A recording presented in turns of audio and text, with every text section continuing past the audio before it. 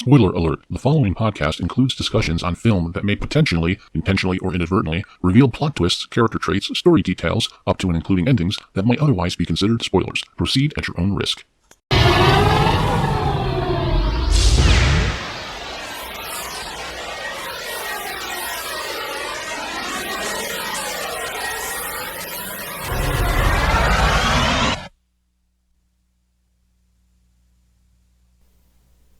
You're listening to Moviesucktastic.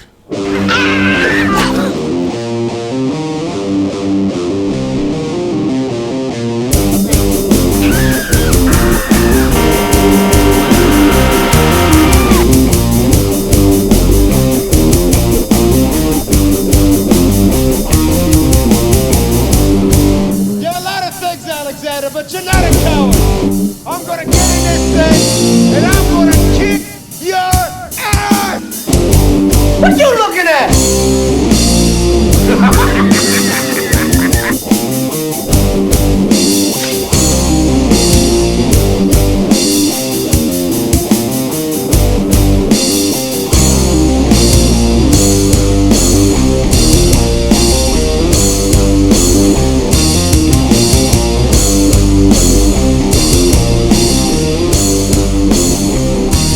I know it. It all sounds like some bad movie.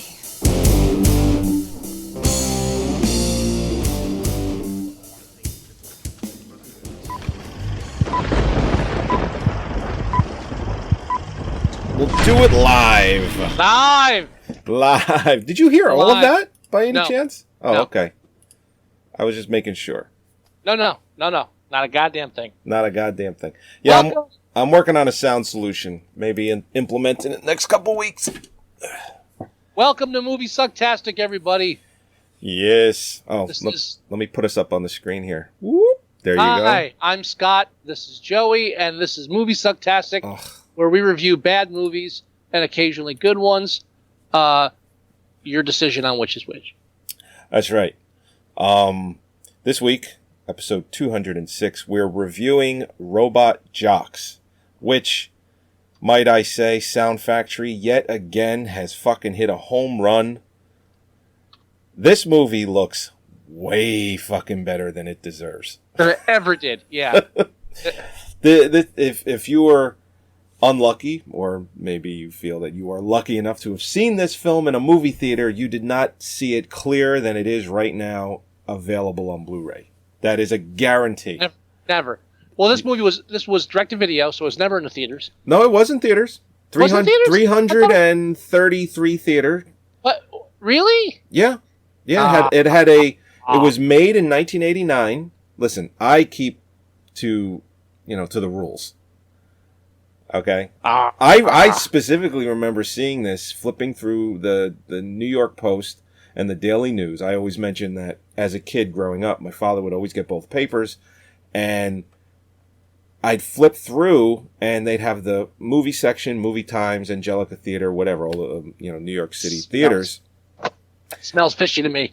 And I specifically remember seeing a little clip art poster for Robot Jocks. Just the same way I remember seeing it for Blind Fury and Beastmaster 2. This was absolutely a theatrical release. Came out in 1990, November 1990. And it was made in 1989, so the official date for the film was 89, but it was released in 1990 in the U.S.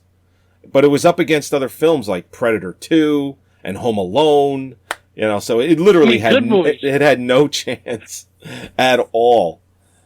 But this film had a modest budget of $10 million. I mean, $10 million. This movie. I mean, they blew a fucking large chunk of it on the Harryhausen stop motion animation. Right, but anyway, Robot Jocks. Robot Jocks. Rock'em sock'em robots. Uh-huh. Yeah, and oh man. Or as I like to call it, Pacific Rim Zero.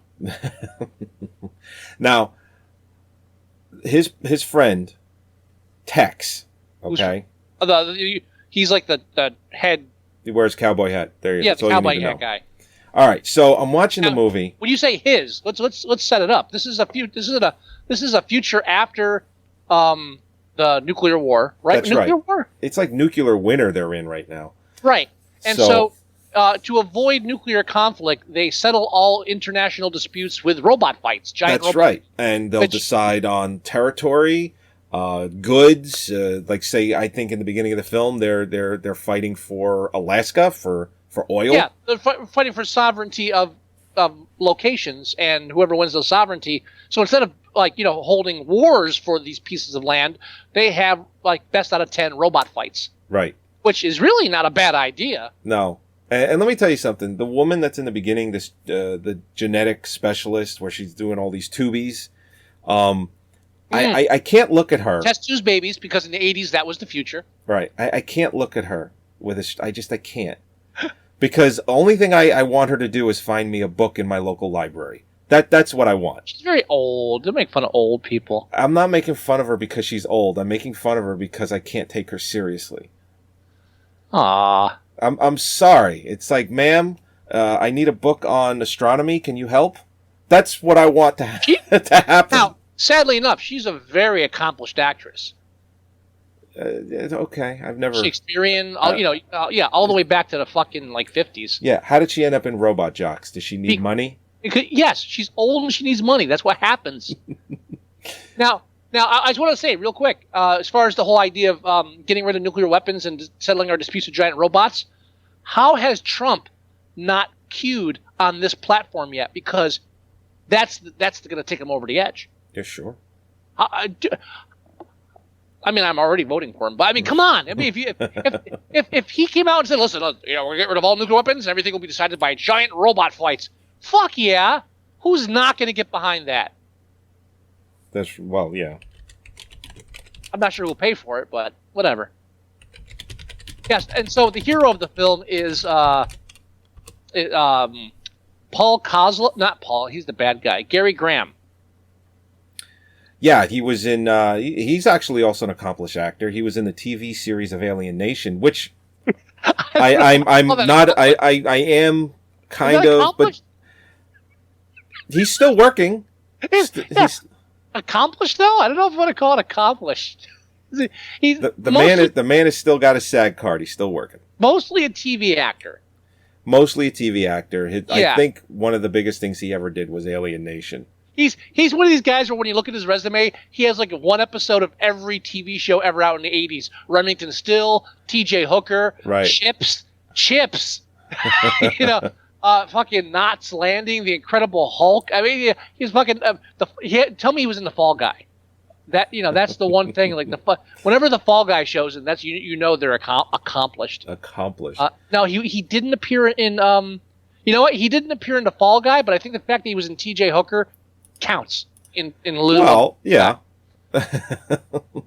Crazy Like a Fox. There you go. That's one over that. Crazy like a fox. But yeah, I used to watch Alien Nation, the TV show, as a kid. I mean, I was Me too. in high school. And that's funny too, because I'm watching it with Holly. I made her watch this one. She's like, "Yeah, I recognize him. I can't place it." I look it up online because I was like, I'm having trouble. And I was like, "Oh wait, Alien Nation, the TV show." And even she said, "Oh yeah." Well, I didn't have to. I knew it was him, but because I watched the show religiously. But the guy I did have to look up is the guy that played Tex. Oh, and there's what's his face, Reanimator. Jeffrey Combs. Combs. He has a 30-second cameo. Whose side are you on? But he has a 30-second cameo. This is how popular he was back then in these types of films. He's in the opening credits. He has an opening credit, and he's in the film for 30 seconds as a bystander. That's how how the shit Jeffrey Combs was in the fucking 80s. He was the fucking man. I still love fucking Jeffrey Combs. No, Jeffrey Combs kicks ass. Yeah. You know what? The only thing that saved him going from like the horror films of the 80s and 90s was Star Trek. Oh, that's right. He was. Next Yes. Generation. Yeah, He was on yeah, that and stuff. yeah. You know, he blended right into the sci-fi stuff, and that kept him going. When's Tarantino going to use him? You know, Tarantino always seems to grab these guys that used to be kind of famous out of obscurity, and then, like, what's his face from Circuitry Man, the guy that was eating the leech. He was in fucking Django Unchained. Uh-huh. You know, it's like we knew because we do this fucking show, but nobody else knows until they're like, that guy kind of looks kind of familiar, or they just happen to be on IMDb. But anyway, the guy that plays Tex, I'm like, I know him. I know him. I'm like, I'm like going out of my mind. I'm like, I know him. He's from a movie that I watch a lot. It's like, I know him. So I go online, and he plays the dirty, seedy lawyer, Al Pacino's lawyer in Scarface. The guy where he's telling him, it's like, yeah, you're going to do time. You're going to give me all these hundreds of thousands of dollars, and I'm going to buy off the jury, and you're going to get like maybe, 2 to 3 years or whatever. It's instead of life in prison, he's going to get like this shorter sentence. And he played the real seedy, drug pin lawyer. And I'm like, holy shit. After I saw that, I'm like, fuck, that's him.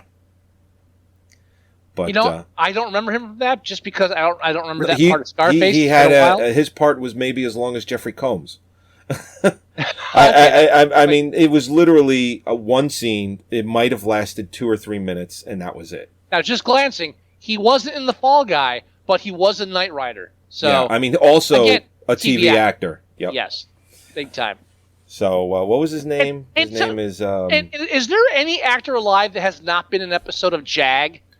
Oh God! Every time I look any actor up, it's like, oh, one episode, Jag. Can I just say that I've never seen that show? Me neither. I only know about the show because Michael I saw Aldridge is I his saw name. commercials for it for a while, like when visiting relatives, and then again every time I look up an actor, it's like, oh, and he was in an episode of Jag. Yeah, wasn't Montel Williams the fucking guy, the guy that had the daytime talk show, or Montel still Williams, does? yeah. Wasn't he in that show for a while? I have no idea. I recognize Montel Williams, but I don't recognize a few I don't episodes.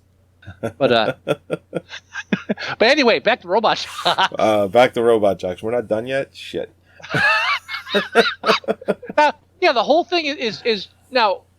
We come at the end of the film with the big battle between do they ever actually call him Russian? It's just kind of implied he's Russian. Don't they say Soviets a couple of times? I mean, it's very vague. They really don't and just like the American robots and stuff, there's no flags. So where's that? The only flag they show in the entire film is the flag of Japan that Achilles has on his head for a good half hour in the first half of the film. Right. And that's probably from the guy that's inventing all of the... Well, no, it's a bandage with a blood spot on it, but I'm calling it the flag of Japan. Oh, that! I thought I missed something and I was going along with it.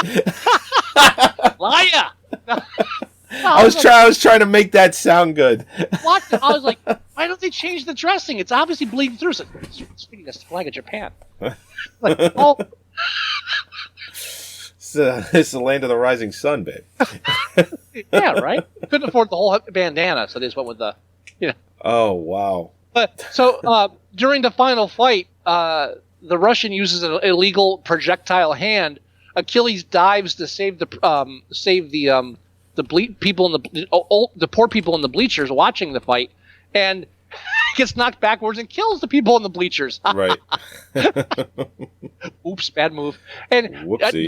the most interesting thing about this film ever is I saw that the sound of the people in the bleachers screaming was actually sampled in a Nine Inch Nails song. Oh, God, was it really? That's what I read. I'm assuming it's true. Why would someone lie about that? Dear God. I just hope Jeffrey Combs survived. Yeah. Was he in the bleacher? I don't think so. He was watching a monitor from inside the city, so I think he's safe. Oh, okay. But so he decides he's going to throw the last fight, and then the tube babies come into play. They're training these test tube babies grown from birth. They're the clone. They're like the alternative to the clone soldiers in Star Wars. Right. This is true. Yeah, they're like Patrick Swayze in Soldier, except not as hardcore. Instead, they wear No. It's Kurt Russell in Soldier. Sorry, Kurt Russell in Soldier. Who did I say? Patrick Swayze. Oh, sorry, Kurt Russell. The hair threw me. And So they're like Kurt Russell and Soldier, except they're a bit more gay because they all wear the skin tight costumes and make really catty snide comments to each other. And did I mention there's a lot of skin tight uniforms? The future equals skin tight. It's very skin tight. I mean, really... to the fact that they're not even wearing socks. The suit, and I don't know why I noticed it. I think I noticed it on the girl because she did like a karate kick. It's like the suit is just literally like a latex glove over the entire body. It's like, I don't understand what the fuck that is. Very creepy. Very creepy. Yes. I like to see a sci-fi where the future. Actually, I guess you kind of would with Blade Runner is closest one, but like a future where everybody wears baggy clothing. Right. Yeah, I think Blade Runner is the only one I've ever seen where people aren't running around skin tight, except for Daryl Hannah. But yeah, so back to Robot Jocks. He gets spooked by killing all the innocent people. He bows out. The black chick gets in, and then he changes his mind because the Russian is going to kill her. Paul Coswell plays a great Russian because he's thinking with his dick. I've already killed your mind. Yes, I've already killed you in your mind. It's like fucking. It's such a blatant Rocky IV. Yeah. It's just so blatant. Everything except I must crush you. Yes. Even the ending is so fucking Rocky IV. I never thought I'd say this, but I'm happy to see you. It's like, wow. Now, I love it when they're in the bar and the one guy tells him that he's the guy that's going to fight him the following week. Because obviously all these tubies have trials to see who's going to go up next. Because after they fight, Gary Graham's character, or Graham, whatever his name is, his robot falls in the bleachers. Achilles. Well, I was going with his real name. Hint, Achilles' heel. Yes, and Alexander is the Russian, great warrior, leader, all that bullshit. Yeah, we get it. Kills over 300 people of all the people in the bleacher seats. And he feels so bad that he's done. He's retired. But I like the bar scene where the guy tells him that he's going to fight him next. And he touches his shoulder. He's, "You touch me?" And he just grabs his hand. Like breaking his hands. Well, all he does is just grab it like with two, 3 fingers. And it's almost like this nerve Spock thing. He penned him backwards. Yeah, that's a classic move. Like, yeah. And then he goes in with his other hand. He grabs the other hand. Right. And then, of course, Achilles hits him, and he's like, "Right here, right now." And he's like, "Yeah, I'm not going to fight you. Even if you were sober, I'm not going to fight you." Now, can I just say the only thing that impressed me about this film, the only thing that was like, oh, that's kind of interesting, is when we meet Achilles, he's talking to the bartender, and what you figure out, if you're paying attention, is he's drinking the alphabet. Oh, right. He started with A, and it's just assumption. It's like the one time where the screenplay like underscores it and doesn't explain it. But from what you can gather is he started with A, and he's ordering drinks that begin with the letters, and by the time we reach him, he's up to G. And I feel like he's a bit too sloshed for G, personally. Uh-huh. Assuming that A is like Appletini, because I don't know what else you're going to do with A. Well, yeah, I mean, that's what, G's, it's 6 drinks in. Yeah, that's 6. And then they're not very big drinks. I don't know. I just think I could at least. Hey, you know what? In a post-apocalyptic future, maybe the alcohol content, maybe we're looking at 100 to 200 proof here. That's true. They're definitely not getting it from grain because they're in the fucking desert. You are correct. It's probably like rocket fuel. I don't know. Yeah, I mean, I don't want to read into it too much, it's actually but. Interesting question where they're getting the alcohol. But hey, I've been on my game lately, like with the whole Excalibur Batman vs Superman thing. Yeah, that was fucking genius. I was like, oh man, he's not only is he on, because I'm thinking about it in my head. The Excalibur is like, wait a minute, what about the fucking spear in this? And like, it's just lady in the water. And then you found that article, and I'm like, holy shit! Well, Zack Snyder's a fucking genius. What can I say? Because I don't care about Robot Jocks. No, I did watch it, and it's gonna stay in my collection. Yeah. Now I gotta say, we're watching Robot Jocks. I remember when Pacific Rim came out, which, by the way, still a stupid fucking title. Yeah. And I remember like watching it and hearing about it, and I'm like joking, hey, they ripped off Robot Jocks. And I'm watching Robot Jocks, like, holy fuck, they really did rip off Robot Jocks. Yeah, they did. It's like the whole command center in the robots, like, that's fucking Robot Jocks. It's just like except they didn't have elliptical machines back in the '89, so they were just like pretending to walk on the metal. There's like literally the whole that and the whole Rift bullshit, which was still fucking stupid and makes no sense. Except for that and the whole elliptical thing, it's the same setup. Oh, it's yeah. I mean, Identical other setup. other than they're not fighting sea monsters, but it's the robots that's what's being ripped off. Yeah, I mean, you can say giant robot, okay, not original. But when you actually compare side by side, and I posted on our website, somebody made a trailer for Pacific Rim, but they used the audio from the Pacific Rim trailer and all the videos from Robot Jocks. Same fucking movie. Yeah. Yeah, I mean, a guy like giant robot's not original, but the guys in the studio is like, you can't even pretend it's not a fucking ripoff. Oh yeah, It's too close. They didn't even try like to put them. No contest. It's just and you know what's great is like, I guarantee you when they designed how the actors were in the robots in Pacific Rim, they had hours of meetings. How do we make sure the actors are like portraying this? How do we have them acting so it's not just the robots? How do we put them in here? And I guarantee if you go back to Robot Jocks, it's like, all right, how do we afford this? It's like, just have them walking in place inside the robot. Okay, we can do that. It's like two totally different approaches, same result. Guys moonwalking in giant robots. I mean, because I think Pacific Rim had 20 times the budget. Wasn't Pacific Rim like a $200 million movie? Every movie's $200 million now. I don't even... Deadpool was $58 million. Think about that. $58 million, and they made $800 million. But that's like a low budget film. I'm talking about the big major budget films. Well, Fox said, listen, you can make your movie, but we're only giving you this. They had no faith in them. Oh, yeah, no. They were expecting it to bomb. And then right. now, I really hope that they don't go and make Deadpool 2 like a $150, $200 million movie. You know, I know they'll get a budget increase, maybe 80 million, 90 million, but they can do all of that and make another 800 billion, or $1 billion on nothing. Anyway, Robot Jocks. Robot Jocks. I mean, now there's the whole interesting thing. The screenplay is written by Stuart Gordon. Now, Stuart Gordon is the director that did like all the he's like became famous in the 80s for his like low budget horror films, writing, acting, directing. Right. Just a bunch of great stuff. Oh, Death Wish. I kill rich cunts. Yes, I already had that one too. Sorry. Yeah. I mean, that's kind of a given. and I gave that to other people. And they're like, "Yeah, Scott, we're not going to be using that." You gave it to me. I'm like, yeah. I walk through libraries all day. I can't. I have the Scent of a Woman, the Pacino hoo-ha for you for whenever you really? Yes. Why? Huh? Why? Just because it gets my attention. Okay, I didn't know that like you made some kind of connection with me with that. Sure. But I have that, and that's kind of like neutral. That's neutral enough for a library system. What you need from me, I'll make it for you. Is the old Quiznos commercial? Put it in me, Scott. See, that wouldn't work. It still wouldn't work for a library. They're just going to look at me, and because they know my name's Joe, it's like, who's Scott, and why are you putting things in him? Because he's awesome.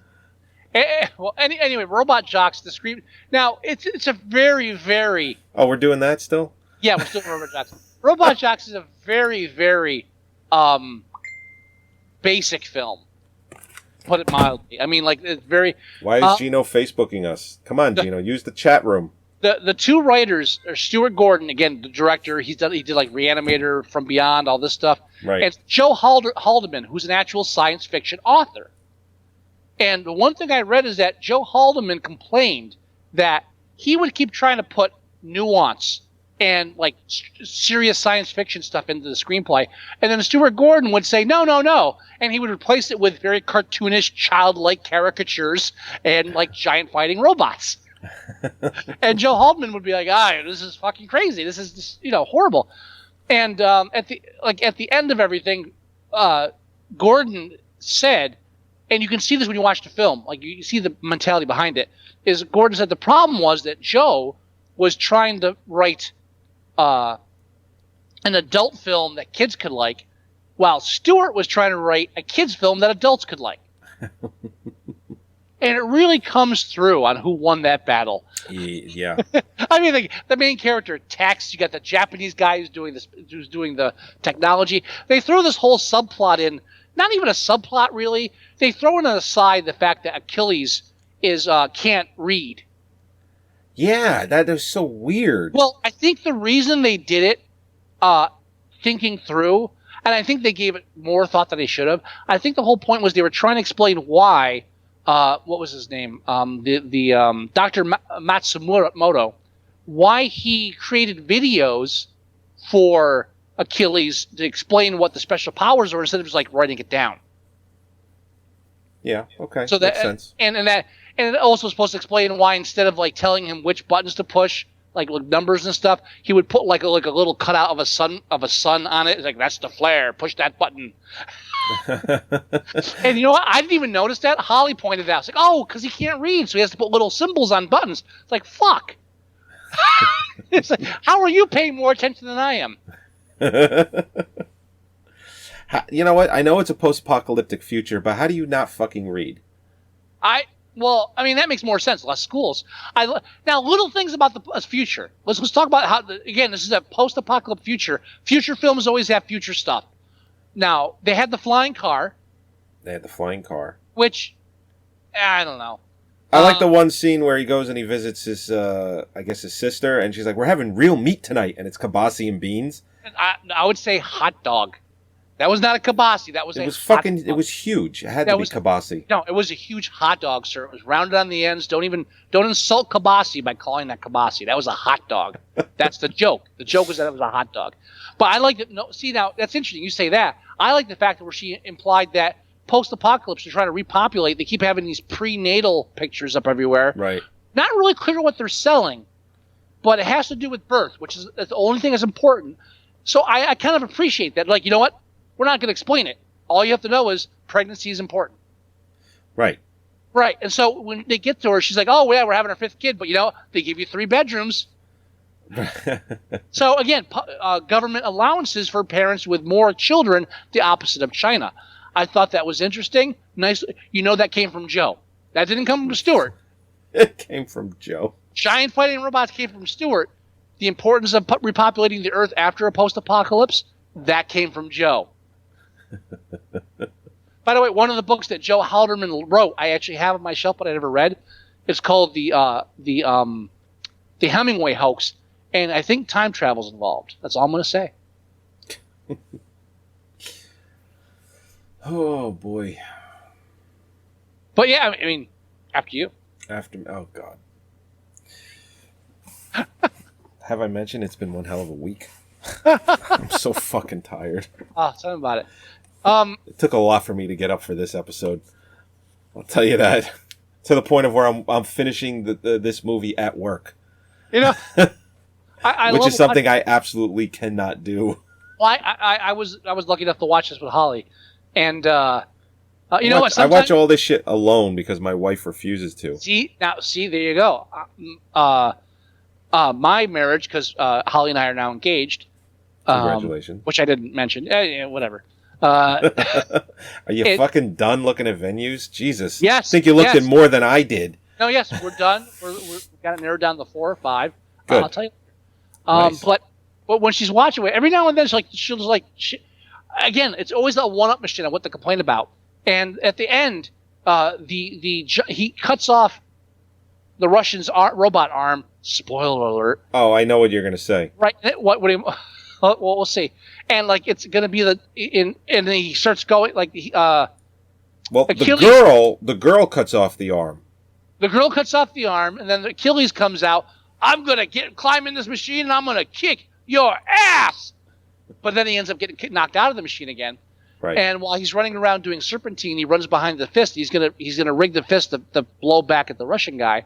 And so he pulls out a random wire and starts tying wires together. And Holly's like, how does he know which wires are going to do that? That's not the problem I had. Me neither. I'm like, he's a robot jock. Obviously, you know which wires to twist. Why Well, no, the problem I had is because that arm was cut off on a different fucking continent. No, they came back to the same place. No, they go out in the fucking outer space, and doesn't the Russian guy go, oh, Transylvania, and then they go land on another part of the world? Well, they landed right back at the same spot, which I found even more ridiculous. No, I could have sworn he says Transylvania. He says, I don't think he says Transylvania. I don't know what he says. I think he says Das Vodania, which means goodbye in Russian if you pronounce it properly, which I didn't. Well, you know what? I'm watching it at work. I'm trying not to get in trouble for that. No, that was Das Vodania. So maybe they should fucking throw some subtitles up there for us non-Russian people. Motherfucker. But I could have sworn he said Transylvania, and they go land on a different part of the world. I would say it was Das Vodania, whatever the fuck it is. All right, I'll trust you on that. Well, no, because the bleachers are there when they get there, Joey. It's the same spot, which I found ridiculous. No, I thought they said they got rid of the bleachers. I didn't pay attention. They got rid of the people. Scene. They didn't disassemble the bleachers. The bleachers still there. There's just nobody in them. Fine. Okay. I'm not arguing. No, I just tried to explain it to you. No, it was Das Vodania.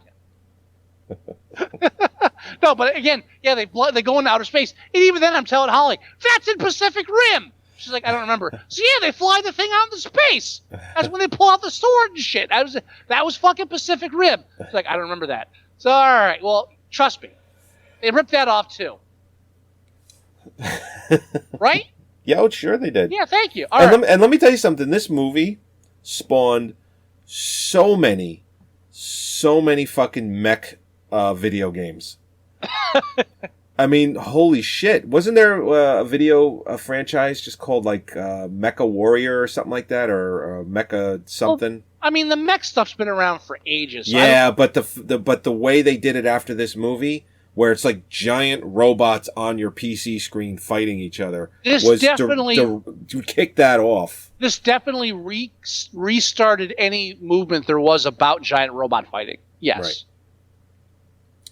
There was what was the most famous? I thought the most famous franchise was like Mecha Warrior or something like that. The Robot Warriors, I remember, was one of them. Yeah, we're both type.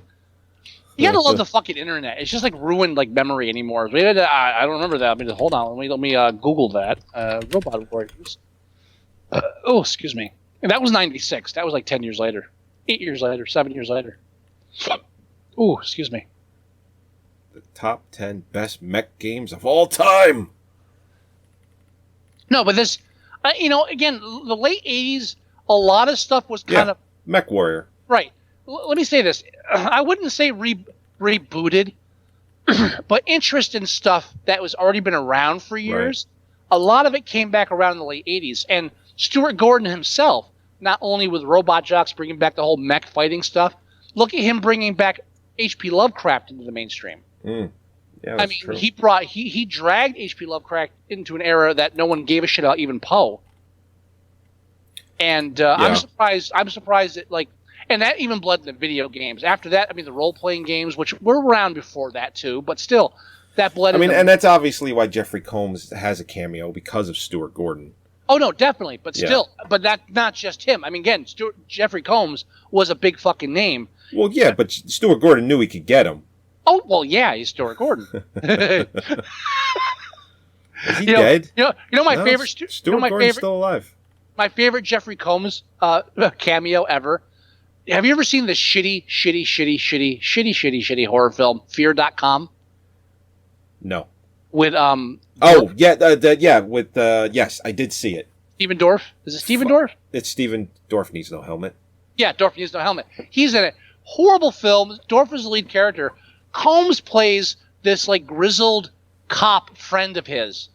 He's got maybe 5 minutes of screen time. Really? And every time he comes on, you're like, that's the guy I want to follow for the rest of this film. This guy's fucking awesome. Yeah, he's like playing like the weary noir detective, and just fucking nails it. Combs was always the man. I like when since we're probably getting to that point right now. What's her name? Athena? Yeah. Marie John. What else has she been in? She looked like a Cosby Show. Where her robot's being fisted by the Russian guy. No, I like before that where she gets in there and is like, all right, we're gonna stop the elevator. You can't get out. It's like, oh no, and she's like climbs out as a robot. I was like, holy shit, we never thought of that. The only like other that. thing that I really remember her from is I'm Gonna Get You, Sucker.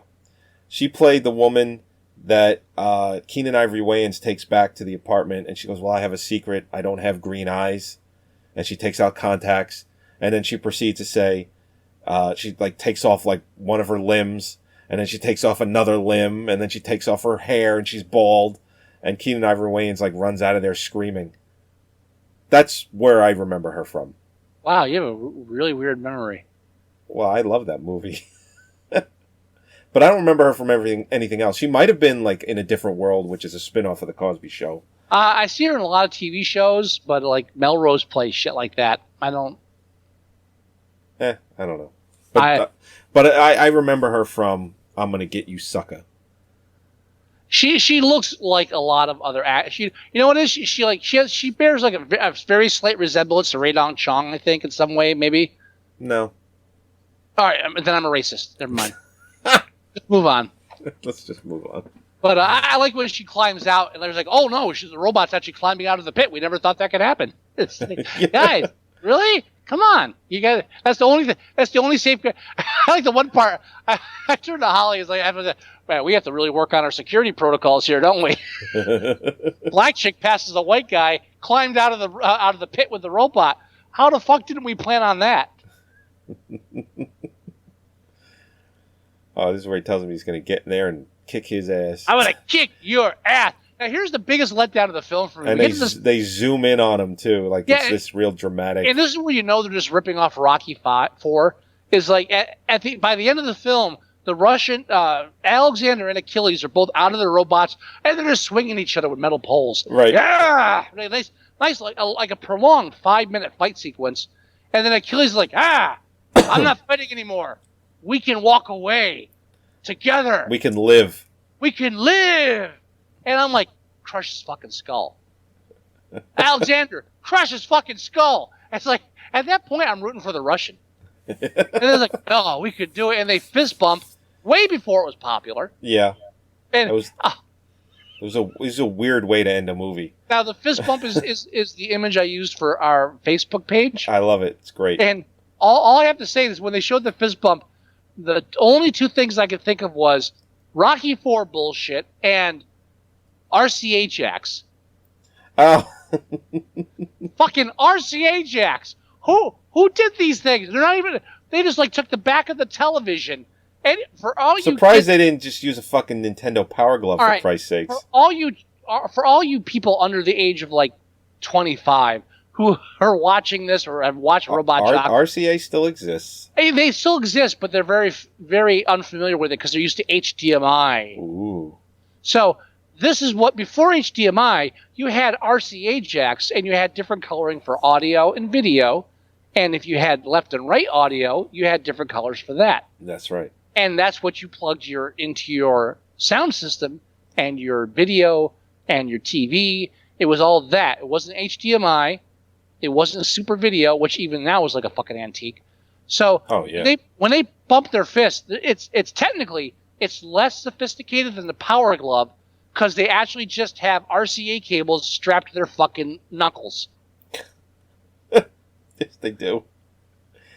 I'm thinking of taking your picture and putting it in a speech bubble and just doing wubba wubba wubba wubba from Big Hero 6. I don't know if that would work, but I don't know if it'll work, but if I can make it work, I am gonna try. Maybe I'll have like actually Baymax like behind the gloves. Once again, I'll say I like Big Hero 6, but I really resent these films where they feel the need to kill off like half the family before you get into the film. It's a Disney thing, though. It is a fuck Disney. What the fuck are they doing? It's just a Disney thing. I remember seeing Up in the theater, and I'm like, fuck, I wasn't ready to have my fucking soul ripped apart in the first 10 minutes. What are you doing? This is supposed to be a fun film about a grumpy old guy. Don't show me his whole life and show me why he's upset. God damn you. Yeah, it's a hard opening to watch, but it's still a great movie. Any other like favorite scenes or lines from Robot Jocks? Love the Russian. Love the Russian. Like the best. I like to think through like, all right, this is the final test for you guys. for you test tube babies to become a robot jock.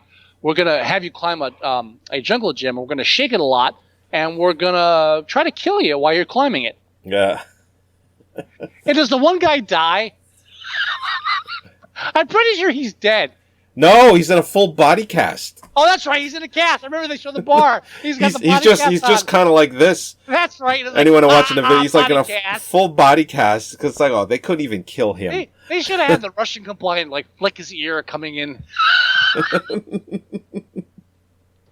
You know what the great thing is? That would have been great. Now here's the great thing about Robot Jocks. We're making fun of the film. It's a bad movie. There were still fun moments in the movie. And Oh yeah. You know, and I like the whole idea that you can watch these bad movies and you can appreciate some of the stuff. Like, oh, it's kind of interesting that they tried to do this, and oh, well, they tried to do this and they didn't fucking do it.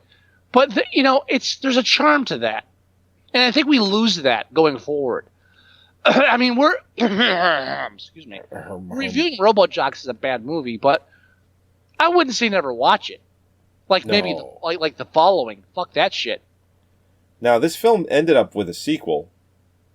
Did it? Yes. The sequel... Oh, no. I'll tell you exactly what the sequel is called. No. It's called Robot Wars or something like that. Wars, Robot Wars. Came out in 1993. That's what I mentioned like a half an hour ago. Thank you. You know, it's funny. This movie is PG, but there's like 3 ass shots in this movie. You know what's funny is like 1989, so they get to 1993 and think, you know what? You know, special effects have advanced a lot. We can do this better now. Yeah. Oh, you can't. Robot Wars came out in 1993. It had an April... let's see. It had an April theatrical release date. Yep. Robot Wars. Got a 4 out of 10 on IMDb.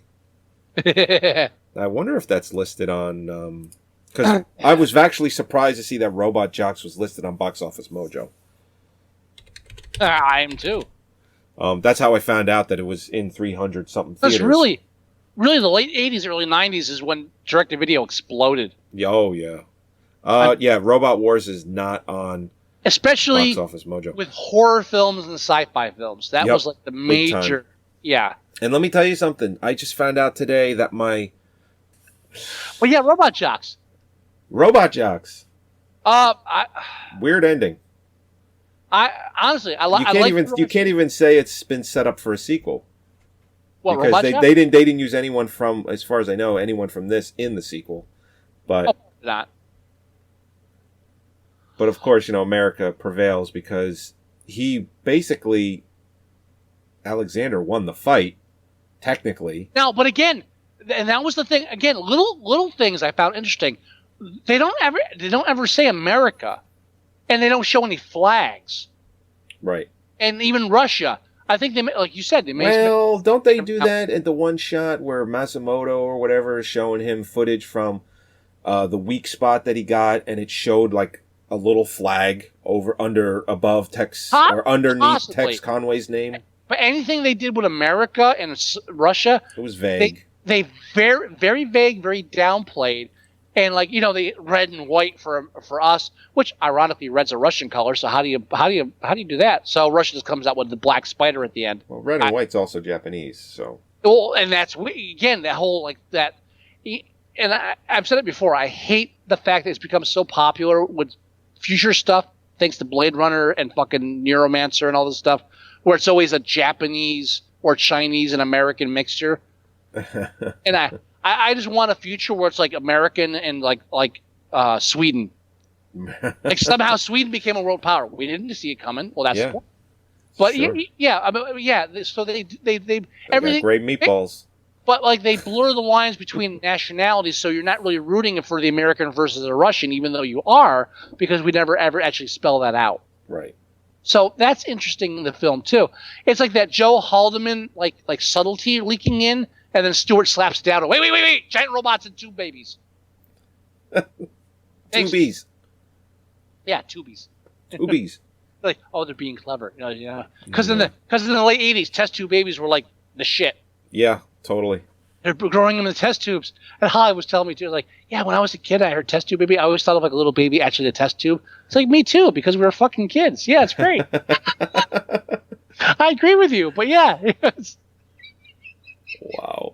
No, it was she said that. I was like, you know what? I thought the exact same thing because we were fucking idiot I children. did too. I mean, I did too. Yeah, I mean, our minds aren't molded yet. No, when you tell little kids test tube baby, what do you think of a baby in a test tube? Yeah. A little fetus in the test. There you go. That's it.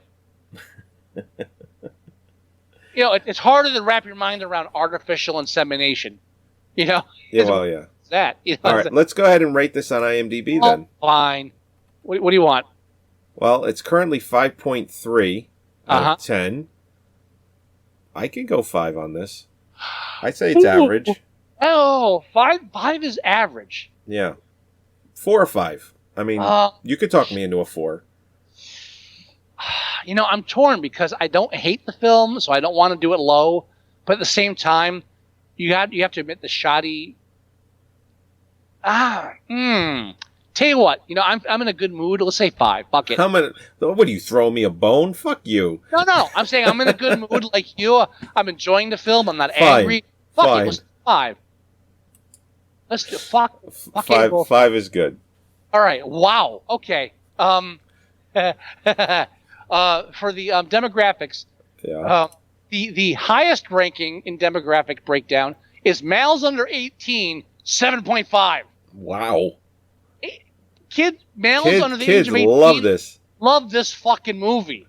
And there's only 2 of them. So you got to figure, at the worst, one rated at 10, the other rated at 7. If I let my sons watch this, 6. they'd probably love it. 6 and a 10 is the worst you could do. So I'm guessing they were both pretty on the same page. Yeah.